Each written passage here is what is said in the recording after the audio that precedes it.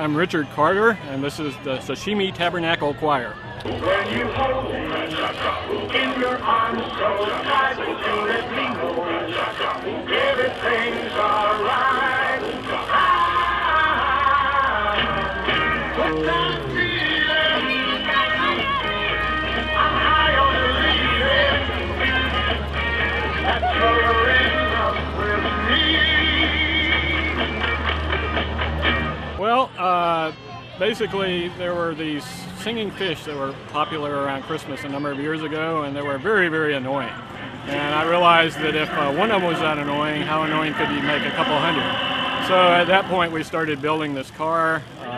It is computer controlled, orchestrated, different banks of fish sing different parts in the various songs. We've got soloists, we've got a conductor. It turned into a very complex project, but the core idea is just to make people laugh. Well, let's see, the conductor, which shoots out, is the lobster formerly known as Larry. I originally wanted to have a octopus doing that part, but I couldn't find anything really appropriate. The two soloists standing up on their tails, they don't really have names, but we got one male soloist and one female soloist. We do have some songs where they do duets. Those are a little bit subtle for a big crowd. For a big crowd, you just want a lot moving. But you know, if it's a small crowd and people are paying a lot of attention, the duets really work nicely. Well, we've never gotten the same count twice. And then we put it in our covered trailer, which sometimes knocks a couple of fish off the side if we don't put it in just right. But roughly they're 250 total lobsters and fish. We can tell exactly how fast we're going by how many rows of lobsters pop up in the wind. Right at 20 miles an hour, the first row pops up. 23 miles an hour, the second row pops up. We wouldn't need a speedometer.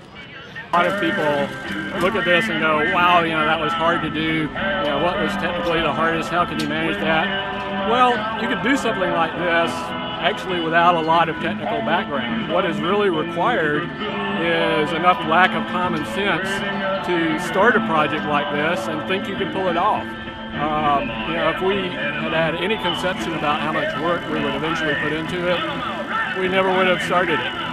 But we naively dived into it. We had enough vision or something to keep on going, and that's really what is required for a lot of things like this. You know, a lot of self-deception, if you want to call it that.